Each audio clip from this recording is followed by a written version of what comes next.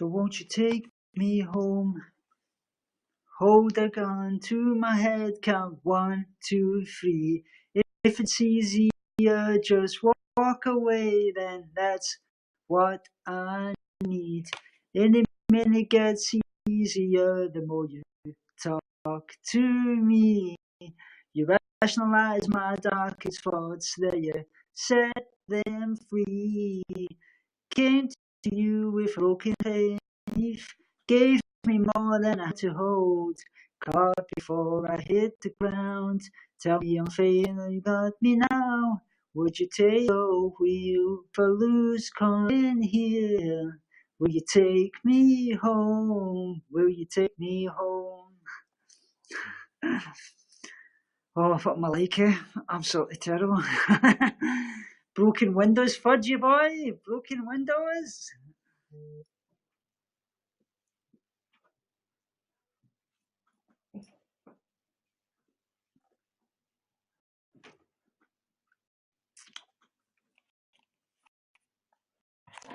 Once I was 7 years old, my father told me, so get yourself a remember you'll be lonely. Once I was 7 years old, my father told me, and then be lonely. We got a fast car, so fast enough to fly away. We're gonna make a decision to live tonight and die this way.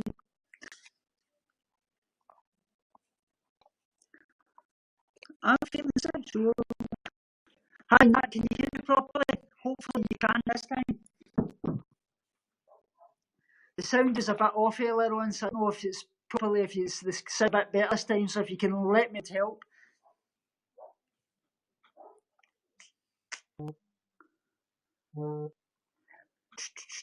Is the sound okay? No answer. Chat's slow here.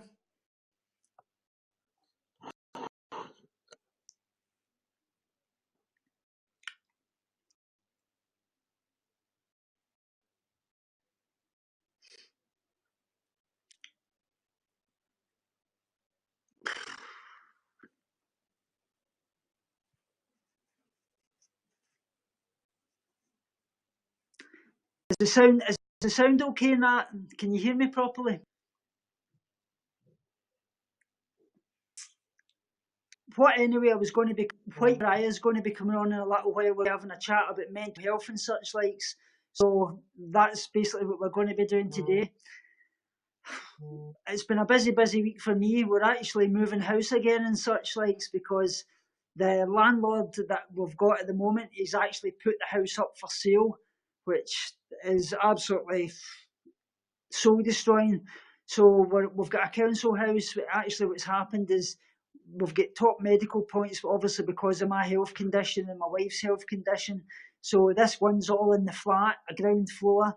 It's got a wet room, everything. So it's going to be far better for our needs. So that's really good. Some good news for a change. Eating disorder wise, hi Carly 863. I hope you're well. I hope you can hear me properly. If you can put one in the chat if my sound's okay. If you can hear me, that would be really good because I don't know, it was a bit off earlier on. I was just going, like I said earlier on, we're just going to be, the White Pariah is going to be coming on. We're going to be having a chat about our mental health, basically about eating disorders, how we're doing in our recovery and such likes. I'm doing really well in my recovery as in the eating disorder side of things. The thing that's really affecting me lately is borderline personality disorder. That's something that's actually arised so much with other patients. To let you a little about what borderline personality is, it says diagnostic DSM for borderline personality actually says borderline personality disorder, BPD, also known as emotionally unstable personality disorder, is a long-term pattern of abnormal behaviour characterised by unstable relationships with other people and of self, and unstable emotions. This is often an extreme fear of abandonment, frequent dangerous behaviour, a feeling of emptiness and self-harm. Symptoms may be brought on by seemingly normal events. The behavioural typical begins by early adulthood and occurs across a variety of situations, such as substance abuse, depression, and eating disorders. So that's what I want to say to you. Borderline personality is actually correlated so much with eating disorders. And that's why I'm actually suffering with this at the moment, which is terrible to think, because I'm beating my eating disorder in every area. I don't actually care about my weight anymore. That's what I say. That's how actual far I've came, because I just don't care. I love my food so much now, and I don't care about putting on weight, and I don't care about the number in the scale. I just want to see that go up the way now. But the borderline personality disorder, which I've actually been diagnosed with recently, is something that's really taken over me. Basically, BPD's causes are unclear, but they seem to involve genetic, brain, environmental, and social factors. It basically occurs about 5 times or more in a person who is an affected close relative as well. Adverse life events obviously seem to play a role as well. Underlying mechanism appears to obviously involve front lobe network of the neurons in the brain. So I say BPD is recognised by the Diagnostic and Statistical Manual of Mental Disorders, which is the DSM, as a personality disorder, along with 9 other such disorders as well. Diagnosis is basically based on the symptoms, while a medical examination can be done to obviously rule out the problems as well. The condition obviously must be differentiated from identity problem or substance abuse problems, among other possibilities as well. Borderline personality disorder is treated with things like therapy, such as cognitive behavioural therapy, and another type, which is basically dialectical behavioural therapy, DBT for short. It's basically been found to obviously reduce the risk of things like suicide. Therapy may obviously occur one-on-one or obviously in a group setting as well. While things like medications don't obviously cure BPD, they may actually be used to help with the associated problems. Like I say, some people obviously may actually have it in a hospital or care setting or out in the community as well. About 1.6 people with BPD are actually in a given year are actually diagnosed. Females are actually diagnosed about 3 times more than males as well. It obviously appears to be less common in older people as well. About half of people obviously improve over a 10-year period. So people affected typically use a higher amount of healthcare resources as well. There is actually an ongoing debate about the naming of the disorder, especially the suitability of the word borderline as well. So I'm going to get into the kind of symptoms and such like, so basically what borderline personality is. So the signs and the symptoms. Borderline personality disorder may be actually characterised by the following signs and symptoms: markedly disturbed sense of identity. So this is something we get in eating disorders so much. We don't understand our identity. We think our identity is basically all about eating disorder. AJ says, having bulimia, it feels like a double life at times. I hope this is not disrespectful. 100% true, AJ. That's exactly it. It does feel like a double life. You feel like you're living a Jekyll personality at times. It's like Tommy or AJ, and the other side's the eating disorder that is Anna or ED or whatever you want to phrase it or call it. It's really true. It really does. It feels like living a double life. It's one thing a lot of people don't understand, and they don't really correlate about the eating disorder, that we basically think that's our identity, and we feel we're living like two lives basically. So obviously as well, the other signs and symptoms are frantic efforts to avoid real or imagined abandonment and extreme reactions to such. So basically you feel like people are abandoning you want to lash out at them, or you want to stop them from abandoning you. Like you'll text them constantly, or you'll send them messages. Why are you abandoning me? Why are you not talking to me? Or such and such. That's not you. That's the borderline personality disorder. And I've experienced a bit of that myself. So that's actually, to be diagnosed with borderline personality disorder, you need to actually be diagnosed with 5 of these symptoms out of the actual 9. So that's how they diagnose it. Another one is splitting black and white thinking. So at one minute you could be thinking like you love somebody, and the next minute you're questioning if you really do love them, or you think, oh, maybe they're not real friends of mine. You know what I mean? So that's the black and white thinking. Or you think that your life's worthless, and the next minute you're thinking that you've actually got a lot to offer. That's the other side of black and white thinking. So you see what I'm saying here? Nice to see you now, a you now person watching. The other one is impulsivity and impulsive or dangerous behaviours. So what I mean by that is, like, you could be saying one minute you want to spend a lot of money because you think it basically will make you happy or such likes, or you may do things like reckless behaviours, like you'll maybe use like drink or drugs, like alcohol or drugs or such likes, and the next minute you could be doing things like reckless driving, anything impulsive, or maybe gambling and such like. So this is what I'm talking about, impulsive and dangerous. The same goes with eating disorders. This is how it comes into the eating disorder category. Things like impulsive or dangerous behaviours such as binge eating, purging, over exercise, such affects that as well. Hi Nat, nice to see you as well.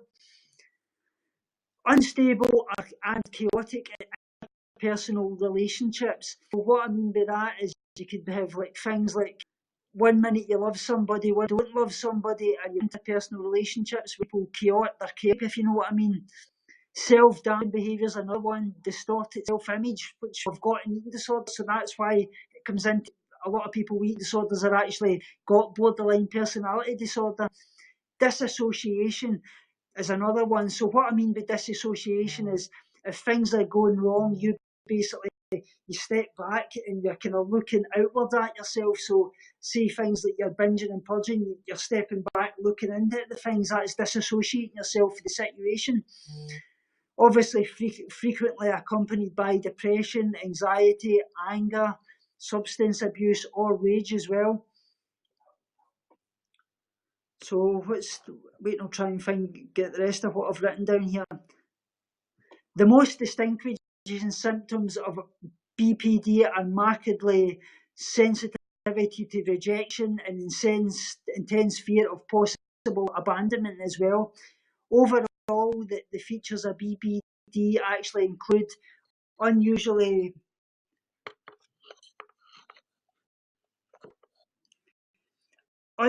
high sense of things like relationships with others, like I'm just talking about there. Like things like difficulty regulating your emotions and obviously impulsivity.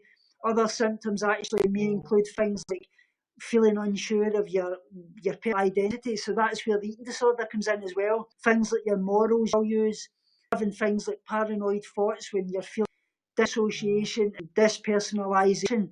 And in moderate severe cases, things like stress include induced breaks with real or psychotic episodes as well is another thing.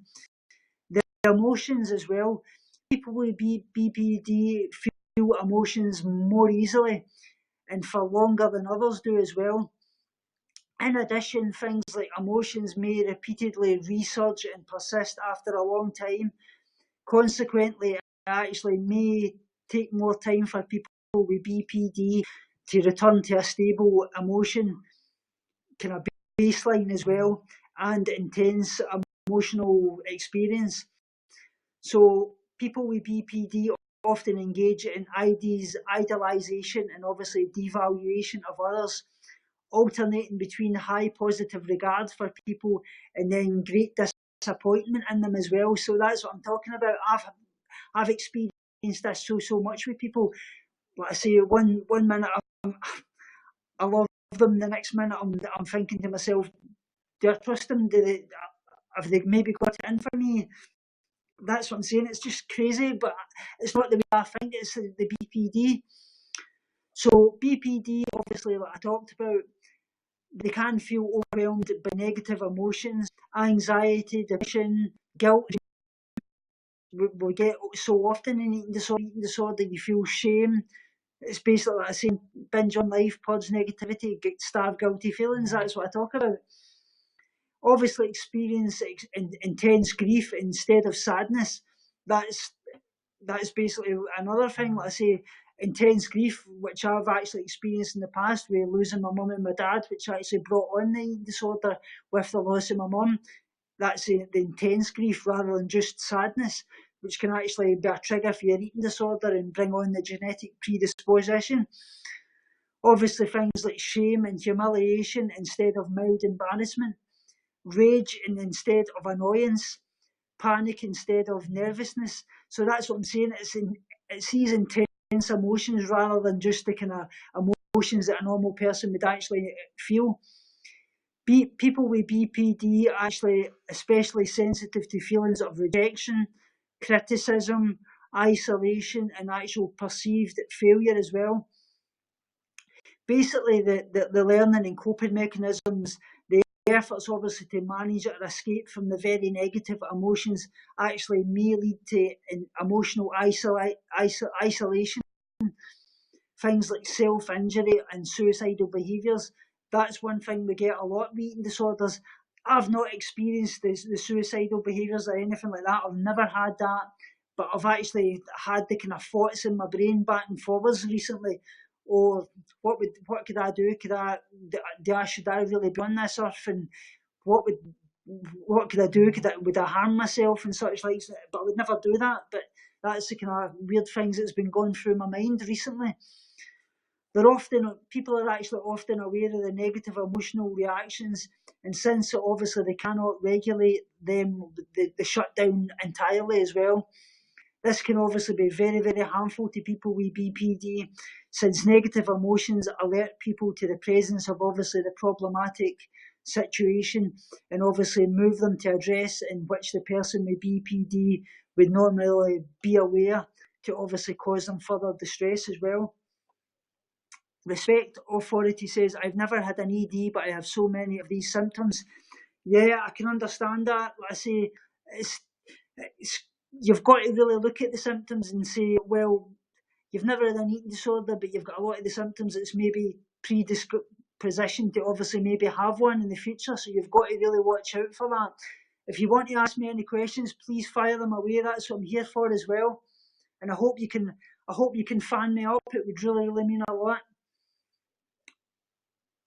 So, like I say, people with BPD, white pariah says, so many of these conditions have loads of overlap, 100%. And that's why I've been diagnosed with BPD. Like I say, it's absolutely shocking to think. Obviously, the behaviour, let's say impulsive behaviour, is obviously included with things like substance or alcohol use, eating disorders, unprotected sex is another one that they talk about, which I've never had any of that. I'm married. But I say things like with multiple partners, reckless spending, and reckless driving. Yeah, I've actually been diagnosed with BPD. I'll guess you right just now, White Pariah.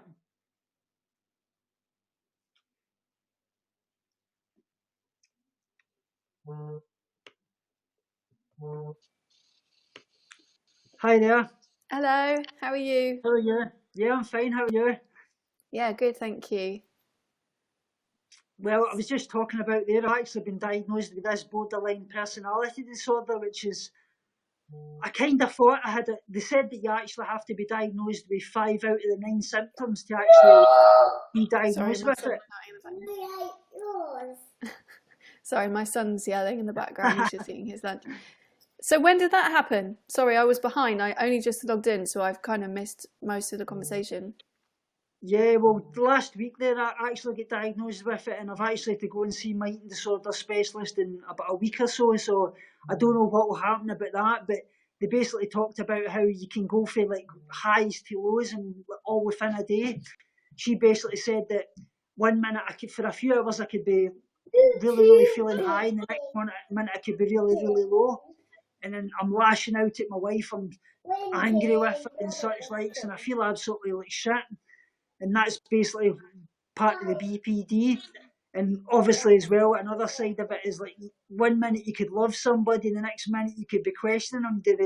Do you really love them, or are they maybe out to obviously get at you? It's crazy. I really don't understand it. I wouldn't get too hung up on the fact that it's a new diagnosis, because it doesn't really change anything about you. The most important thing, I think, because obviously that was my diagnosis since I was about 21, and I've gone through different phases of. There's so many comorbid conditions and so many symptoms that in themselves can be diagnosed as separate conditions.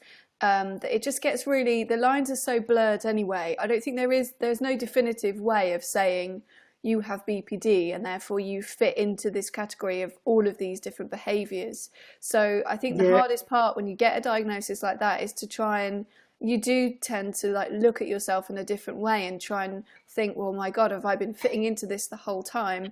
Whereas actually it's just about how you can cope with things the best way you can. So I remember there was they say that eating disorders are a self-harming behaviour, which is a big part of BPD, but if that becomes like the central part of the thing that you struggle with, which obviously for you it has been, it does tend to kind of, they don't join the dots that well together. So yeah, I mean, I can understand, it's a horrible name for a start, for a diagnosis, and it's quite stigmatised. So I completely get. I felt really bad about it when I heard it. It's not, I don't know if you saw my video about the labelling, and I was told by my doctor they were going to change the name to unstable, what was it? Emotionally unstable personality disorder, which I think is even worse. Yeah. But I think most people that have a long history of mental illness of any kind, you could fit them into the category of being emotionally unstable. That's just the nature of the beast. So I don't even know if BPD is like a catch-all between neurosis and psychosis, where they don't quite know where you fit into any of the conditions, and now it's kind of it's been made into this big like there is a classic sort of stereotype of people with BPD, and I would say the vast majority of people that are diagnosed with BPD don't fit into that stereotype. So it's just really like, it's not positive. The way that we're treated by medical professionals and everyone else is not positive at all. Truth Kills saying, can you explain what borderline personality disorder is? Well, it's correlated a lot with eating disorders.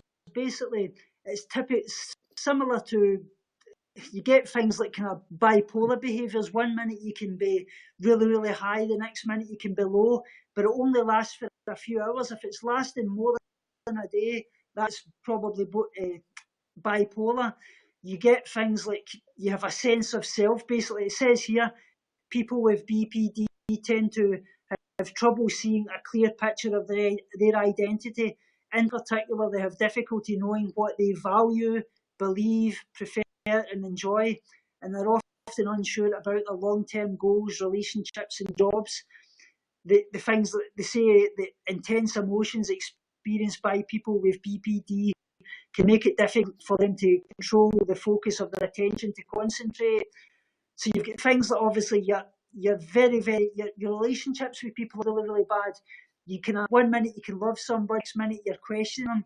You get things like suicidal thoughts as well, which they do say that a lot of people actually commit suicide with that. I've not had really bad suicidal thoughts, but I've had things going through my brain like, should I do something silly, such like, and I've said that to my wife, and that's something I've never really experienced with my eating disorder.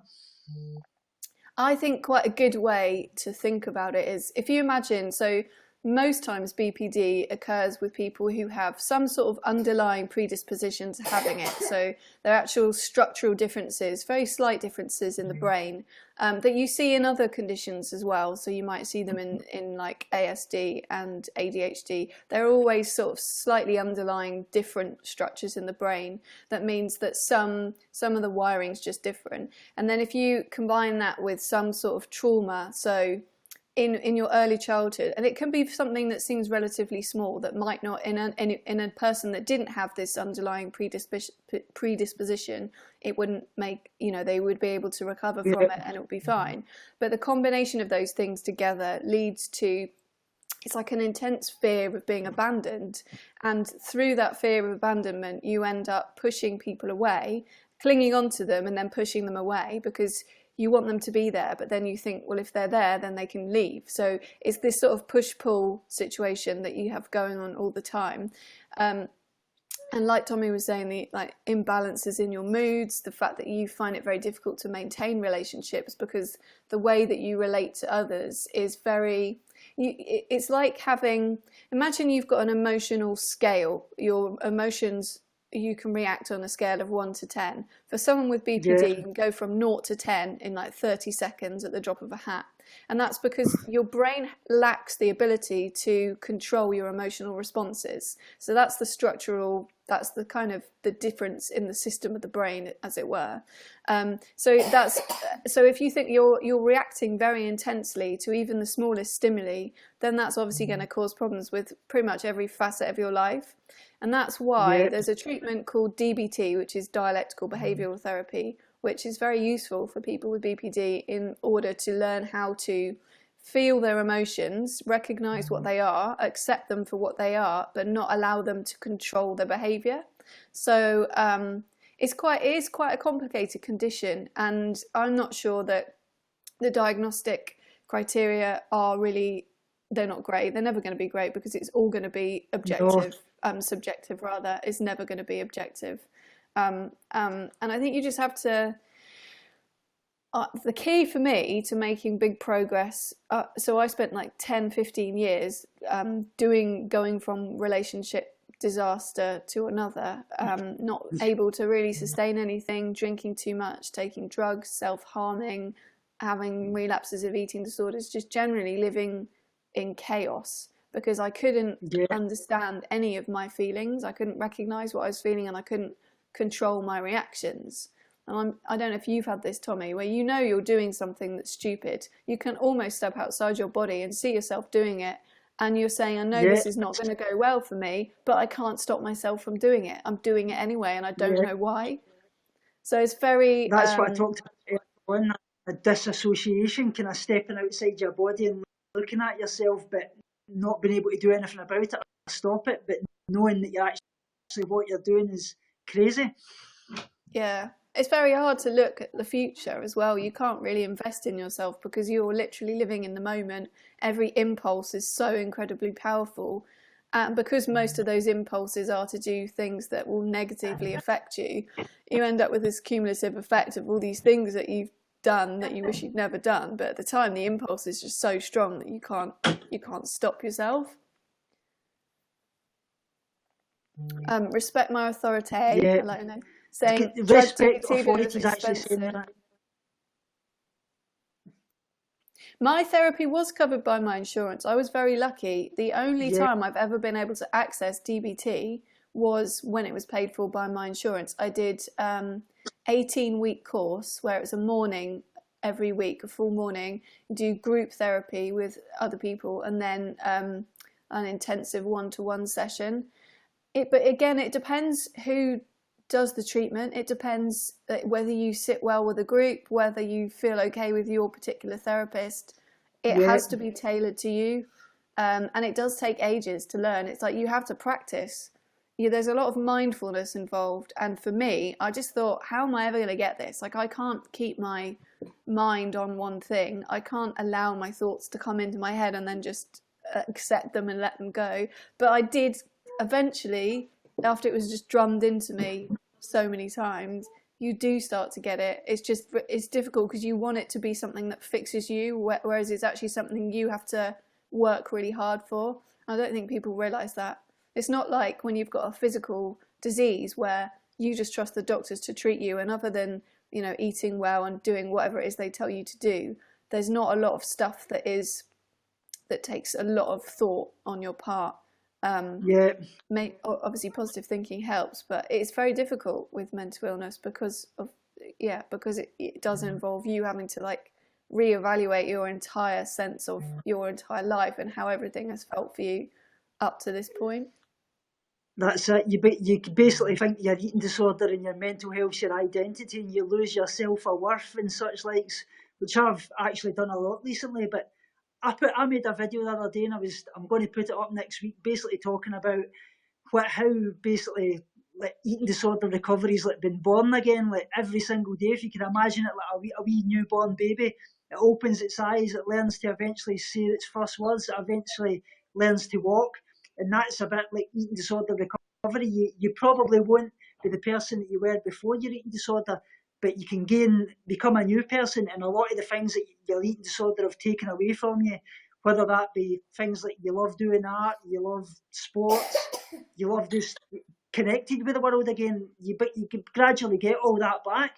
And that's what I've found. Like I say, my eating disorder at the moment, I'm beating my eating disorder in every single level. I don't even care about my weight anymore, which is a big thing to say about my eating disorder, because all I want to do is keep gaining weight now.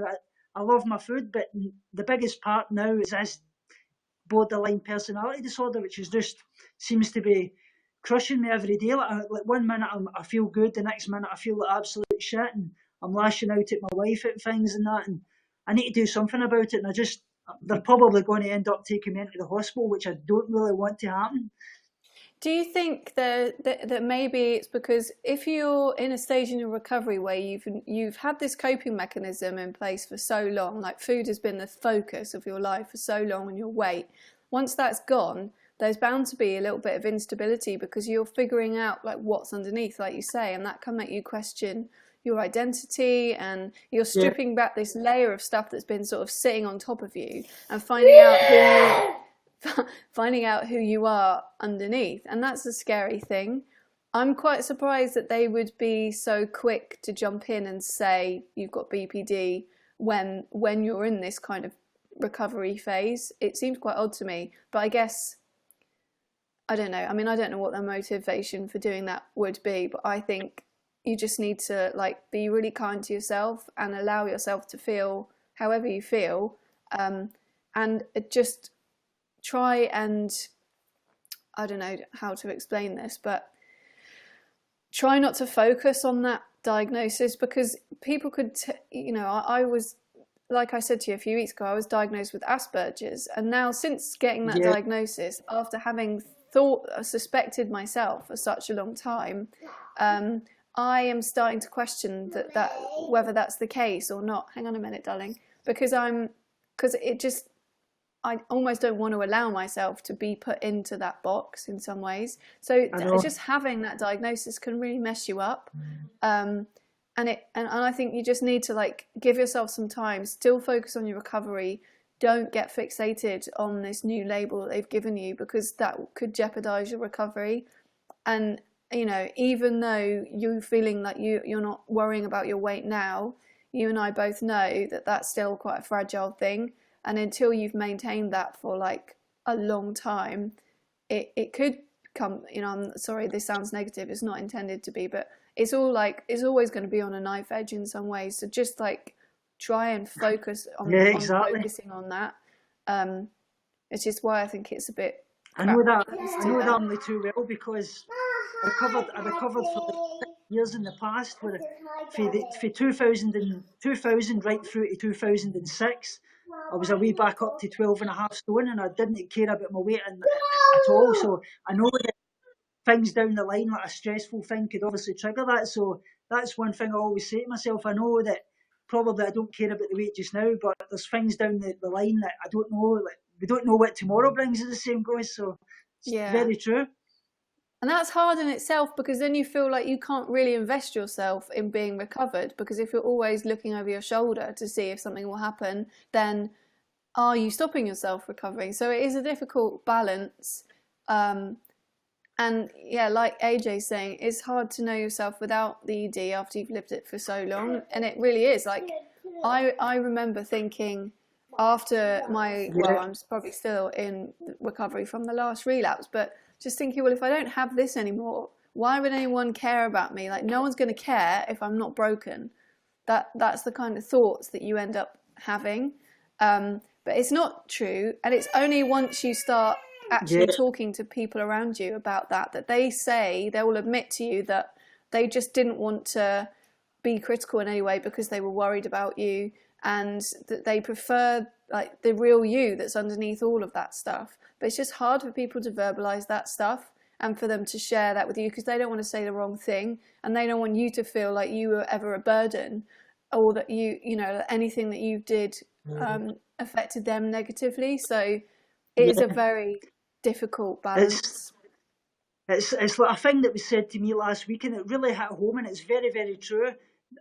So there was people talking about eating disorder sufferers who actually were vegan, and now they've gave up veganism, and they didn't recover when they were vegan. They didn't recover as a meat eater, and they're getting back to being a meat eater. And they basically says that a lot of that was to do because they came to veganism basically for a sense of self, because it was giving them basically people were actually giving them, it was all about them kind of situation, if you know what I mean, because eating disorders are like that. It's a selflessness, and when they find out they're not getting the attention that they got being vegan, they give it up, and then they're getting back to that. And what a lot of people said was, with these kind of things, sometimes you've actually got to step away from them and don't give them attention, because it's the only way that you'll actually recover. And I remember that only too well, because my dad actually did that with me a way back when I first recovered, because I was lashing out at my dad a way back in 2000. I said to him, "Oh, look, all you want to do is make me fat." And this was in the hospital. My dad says to me, "Look, son, I've lost my wife. I don't want to lose my son. And until you start to want to eat and live your life for you, I'm not going to come back in and see you." And he did that for about 2 months. He didn't come and see me, and I done everything I could to recover. And that basically is true, that you sometimes have got to step back, not give the eating disorder the attention, because it's the only thing that you can do to actually sometimes the kick up the arse that you need to actually recover. Yeah. Although I do, because there's been a lot of people lately talking about, you know, the whole veganism is an eating disorder and veganism is a mental illness, because most people that come to veganism are mentally ill. And like you say, it's people who are vulnerable are looking for a sense of belonging. And because YouTube and YouNow and everywhere else where people make contact with other people who are like-minded, there are clubs. It's not just veganism, it's every possible category or like label you could put on yourself. People who have eating disorders all making content about that, and it's a little club. Everyone, like, we're all looking to feel part of things. So it makes sense that people who feel vulnerable and are looking for a sense of belonging will find veganism, and it kind of makes sense to them in that situation. But it could be anything. It could be religion. It could be, I don't know, like, think of any other thing that people do. Mormonism, I don't know, like, that's a religion, obviously. I can't think of any examples off the top of my head, but it's not just veganism. It's not like making that link and saying that veganism is a mental illness. It's the wrong way around. It's because people who are vulnerable to mental illnesses are looking for a club to be a member of, because because they feel like so lost and so isolated. That's the whole reason that mental illness makes us vulnerable in the first place.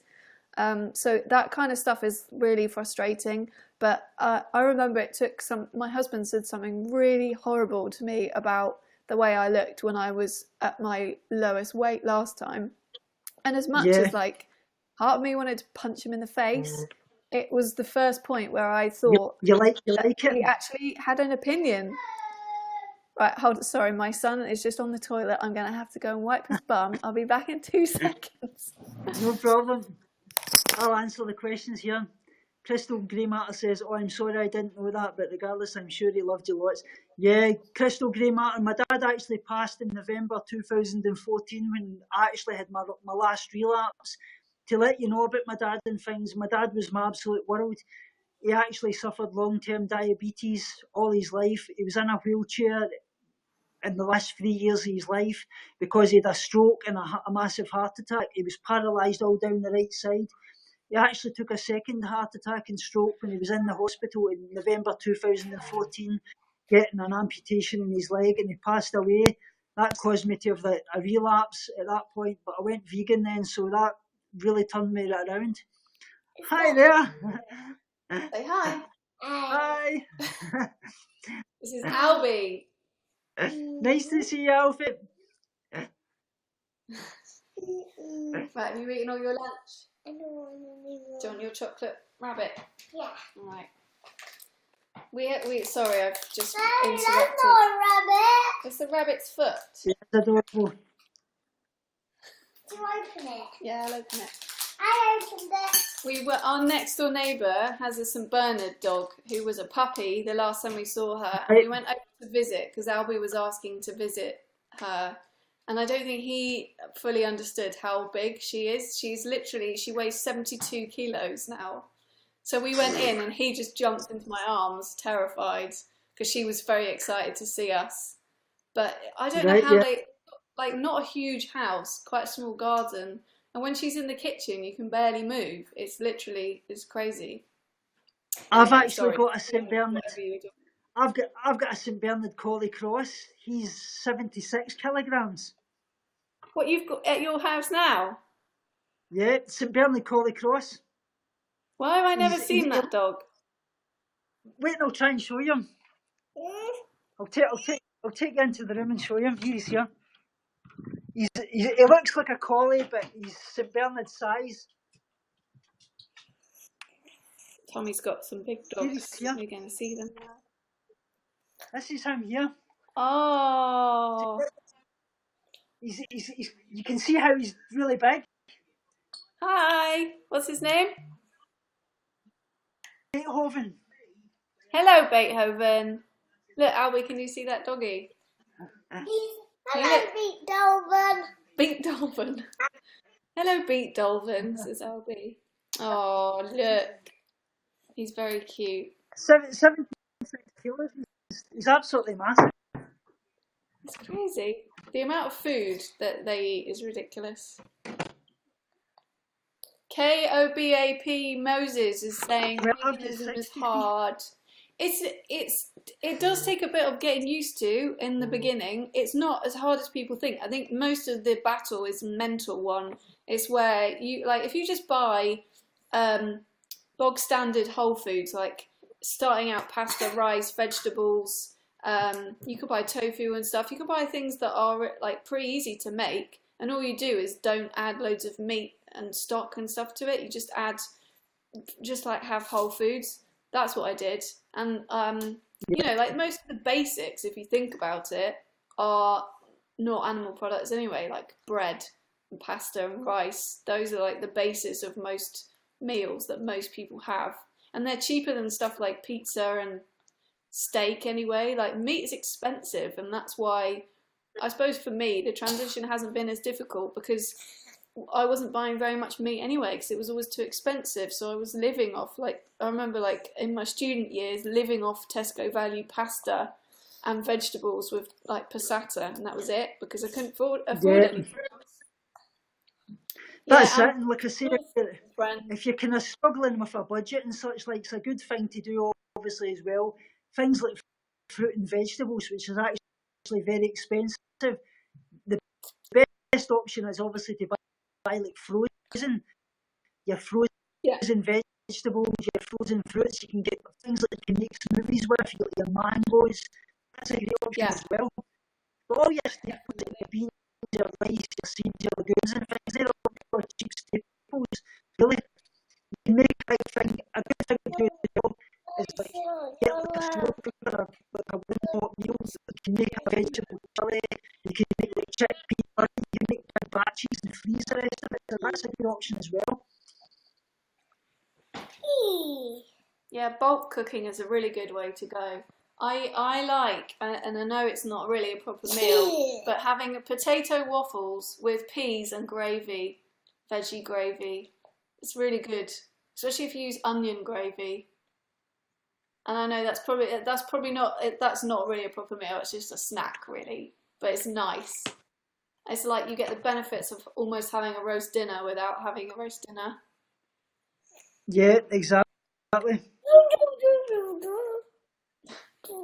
I love just about everything. I've tried to kind of make my vegan lifestyle just as it is, just vegan, enjoying everything in abundance, because that's one thing that I always say about people with eating disorders. Like somebody said here in the chat, a lot of people are attracted to it because of having an eating disorder. And that's what I always say, if you've got that little bit in your head, even the slightest little inkling that you're doing it to restrict any food group, definitely not for you. It should all be ethical reasons. And that's why I always say in fats, carbs, make sure you got all of them in. Obviously for your hormonal function, your brain function, because especially with eating disorders where brain functions as messed up as it is already. Yeah, definitely. I'm back on eating quite a lot of Huel. I always think the way I say that sounds really weird. For anyone in the chat that doesn't know what that is, it's like meal replacement shake, but it's vegan and it's got a very high protein content. It's kind of oat based, and you can get a gluten-free version. You can get it flavoured and unflavoured, and it's doing wonders for my Albie. I've got like very low calcium and vitamin D levels, and the Huel is definitely helping. I think it's because something to do with the fats that's in the Huel is helping me absorb it better. Sorry about my child putting his face right up against the camera. But yeah, so I'm finding it's really helping my with my general energy levels to have like that for breakfast and then have normal lunch and dinner. But that's vegan and it's easy. There's nothing easy. I know it's quite expensive, but it works out about, I think it's £1.33 per meal, which isn't bad. So if you ever need a quick fix, I would suggest going and looking for something like that, so you've got it on hand. Then you don't have to get really hungry and try and go to a shop and go, oh, I can't find anything vegan. Yeah. K-O-B-A-P Moses said, okay, thanks guys for the time. Welcome, K-O-B-A-P Moses. I hope you can, if you want any help with anything in the future, just find me up on here. I'll help you if I can. Respect, I've already said, Chris Thomas must be really great vegan places. He always posts pictures of vomit food. Glasgow's really booming for restaurants. You've got you've got the Stereo, vegan events popping up all over the place. It's amazing. Glasgow and Edinburgh is really good. It's really great to see. Thanks for becoming a fan. I really appreciate that. I've fanned you as well.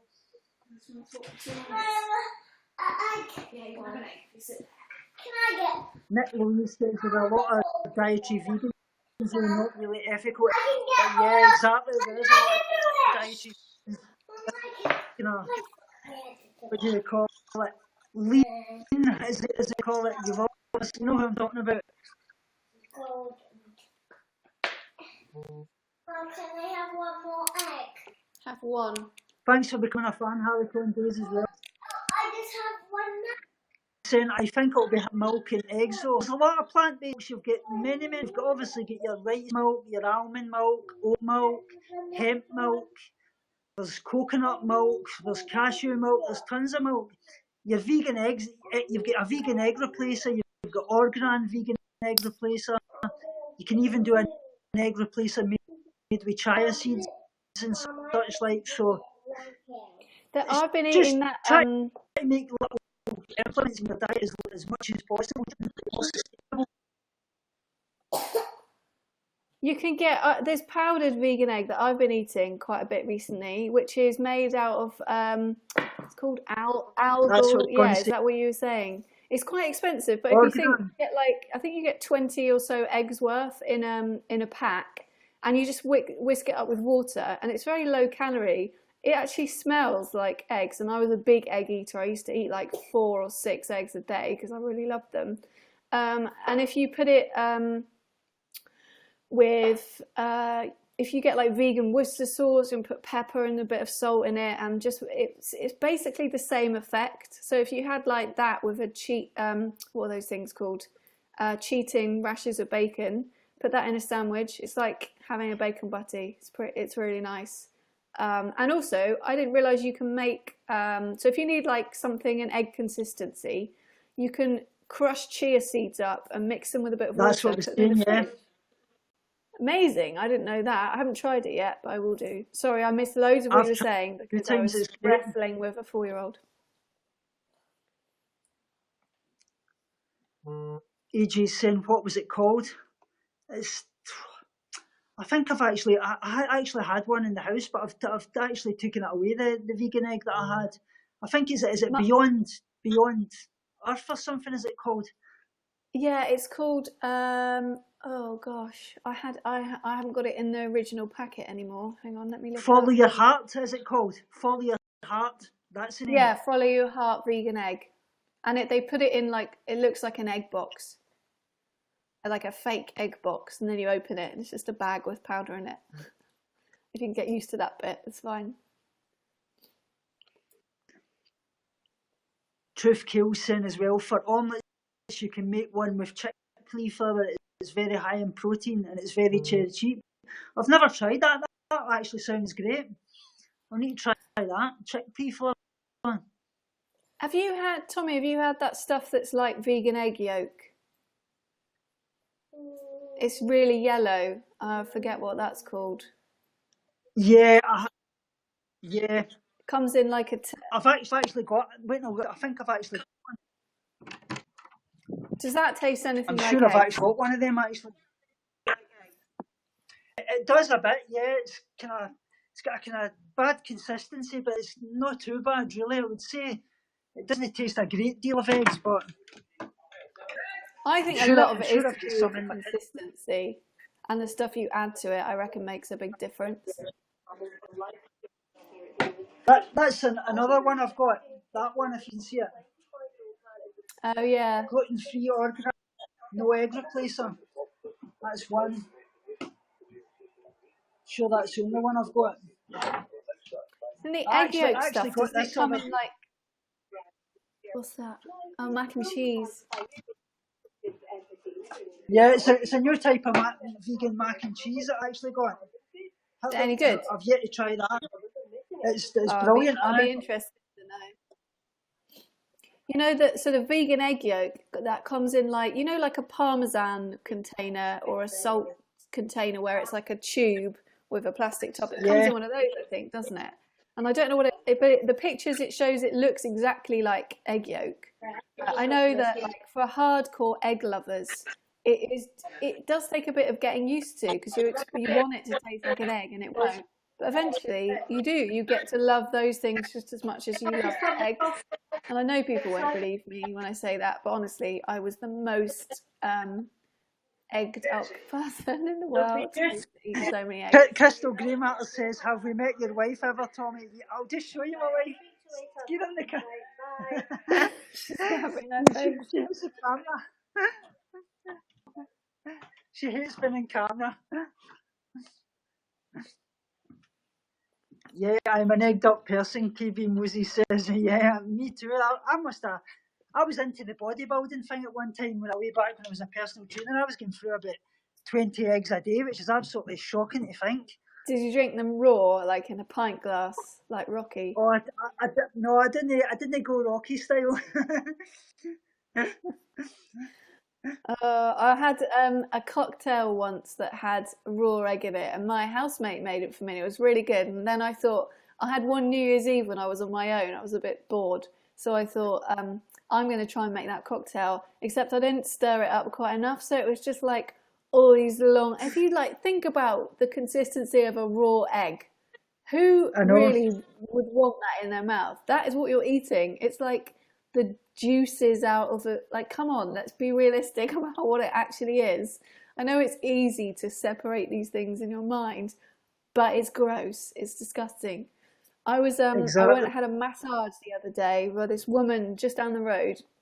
She's like a qualified massage therapist, and she was asking me about nutrition. So I think she used to be a doctor in another country, and then she moved over here, and she seemed very, very like attuned to nature. The room that she does the massages in is all covered with plants and like fake butterflies and stuff. Yeah. But then she was telling me, trying to promote this Facebook group where everyone eats just meat. like 1 to 2 kilos of meat a day and nothing else. And I said, how are they getting all the other nutrition? She was like, well, they just do.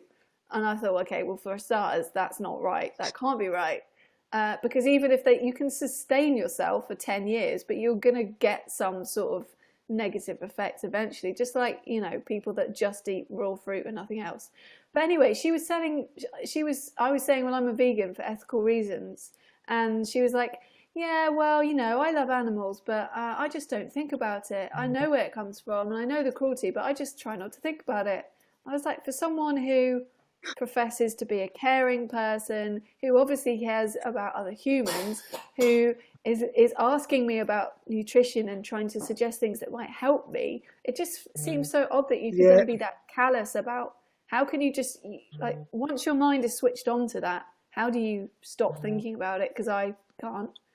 Anyway, I just thought I'd tell you that because it made me think how odd it was. That's when you're saying that, you think of these ones like these vegans that have gave up veganism.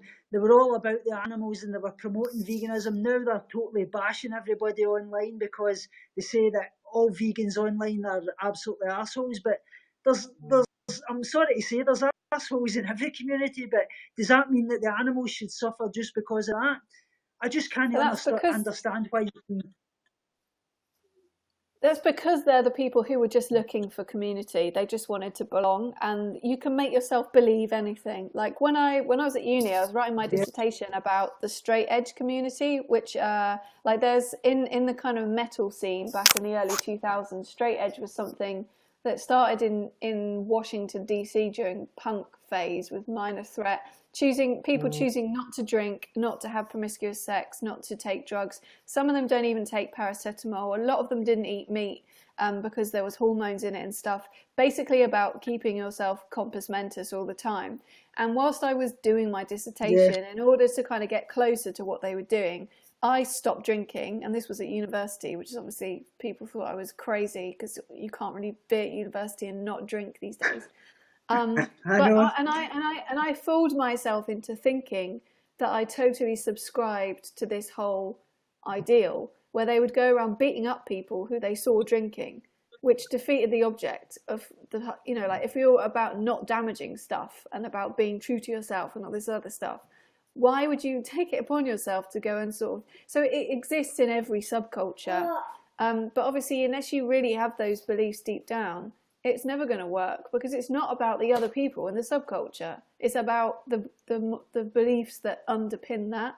And if you don't have those beliefs, or if you don't understand them enough, you haven't researched it enough, you haven't thought through all of the possible ramifications, then there's no way that you're going to it's not going to be sustainable, especially not like when you're in your early 20s, you're still kind of getting to know what you're about and all of the things that I thought I would be then. Either I realised that I didn't know enough about them. It's just difficult. You can't really say forever or anything when you're that young, I don't think. That's why I think people that Joe Vegan and that, a lot of people seem to kind of forget that he's actually only about 24. I mean, he's got an awful lot of learning he's still to do. And I think quite a lot of it, he's going through a lot of depression and such likes that he did say that he had a nervous breakdown that he actually didn't show on camera, but I just don't know why he can go from one extreme to the other. Like I say, why can you call yourself pro-vegan? You're either vegan or you're not vegan. You can't be a non-vegan and call yourself pro-vegan. This new hashtag pro-vegan, I just don't get it. I know, it's strange. But I guess people have to just do what they do. And the unfortunate thing is now, previously we would never have known. People would have gone off and done their own thing and none of us would be any the wiser. But now, because it's always the most vocal people that are shouting about whatever they're shouting about from the hilltops and everyone else can get on board and see it. That's why it becomes such an issue, because it's like you're effectively judging your entire audience if you come out and start saying that everything that you built up through this community is, you know, all of those people are awful people. It's just a massive generalization, and you know, if anything, YouTube brings out the worst in people quite often. And it's really difficult for people to deal with the amount of, because I think there's a layer of well, you've got a keyboard in front of you, and then it's a virtual world, so you never have to face any of these people particularly. You can say what you like in the comment section. Some people take that really personally and they're not cut out to deal with that kind of, it's like a drip feed of constant negativity, which is understandable. I mean, I find it difficult. I don't care if people say things about me as a person. I care when people say, like, try and peddle misinformation or say that something I've said is wrong and they can't justify it. I don't give a crap what people, excuse me, I said that in front of my child. I don't really care what people say about me as a person because I know that they don't know me. It's all about the arguments for me in the debate. But I know that for other people, they put their entire everything that they have into this, and then it's painful when that doesn't you get misinterpreted or things don't go as you want them to go. It starts out feeling powerful, and then it becomes really painful quite quickly, I think. Yeah, exactly. That's what I think. It's like a lot of people said that basically they care too much about what people think of them, and that's what they try to do. They're trying to pander to the audience. Like 1 minute they're vegan, they're going for the drama, they're not drama. It's back and forward. It's pandering to the audience, and you've got to take responsibility, I suppose, in some ways. Yeah, and you have to remember that there are people out there that will listen to what you're saying, and if they like you as a creator, they will be taking it on board, especially younger people. Even if you're not in an age-restricted bracket, you can still influence people's thinking.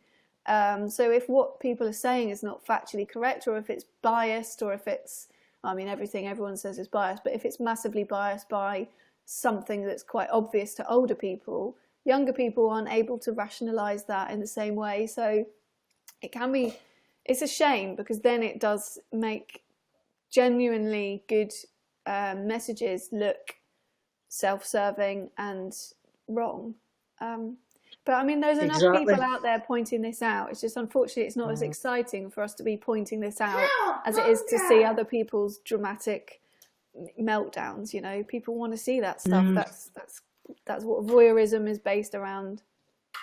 It seems to be the new craze to basically make a video saying why I'm no longer vegan, because it seems to get the views, and I think it's happening all over the place. I mean, it's just because shocking. meat eaters love it because they want to say "I told you so," because then it makes them feel justified and validated. Mm-hmm. But never That's mind. what you find. That's the kind of bitter ones, the ones that were vegan before and now they're not vegan.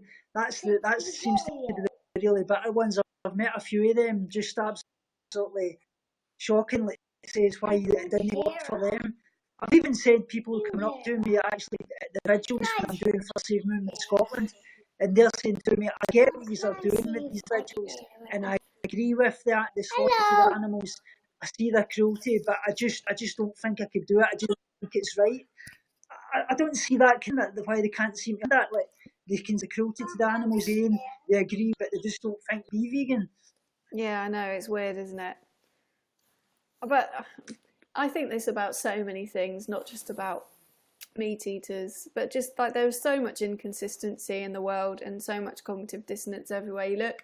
And I know that I've got it in my own life. I mean, I'm a hypocrite as much as anyone else, but I think some things are more obvious than others. I'm getting strangled. Right, we should probably let you go. I think you have to go, don't you? And go and are you decorating your new house? Thanks very much. Yeah, I'm painting and decorating to do over it, so hopefully moving in about 2 weeks' time. What to do though? Well, good luck, and if I don't speak to you before, hope it all goes well, and let's arrange to speak again. Thanks for having me, as always. Thanks everyone in the chat. I'll speak to you soon. Everybody fan up the White Pariah. That'd be absolutely great. She's amazing. Speak to you soon. Bye. Bye. Bye. So guys, thanks very much for joining in the chat. I really appreciate it. I hope you all have a wonderful day. I send you all my love as always. Big love. Remember, as always, before I go, binge on life, purge negativity, and starve guilty feelings. And I'll speak to you all soon.